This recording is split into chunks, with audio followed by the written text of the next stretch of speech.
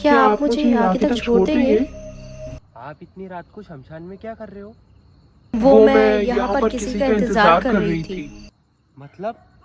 वो सब आप छोड़ो, आप मुझे बता दो, आप मुझे आगे तक छोड़ दोगे या नहीं? ठीक है ठीक है। वैसे आपने बताया नहीं कि आप यहाँ पर क्या कर रहे हो? इंतजार।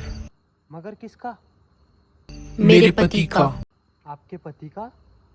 आपके पति मर गए क्या? नहीं, मरी तो मैं हूँ। मजाक करने को मैं ही मिला था क्या? हाँ। अच्छा तुम भूत हो ना? तो गायब होकर बताओ फिर। किसने कहा कि भूत गायब होते हैं? होते हैं मैम, होते हैं। मंगल भवन मंगल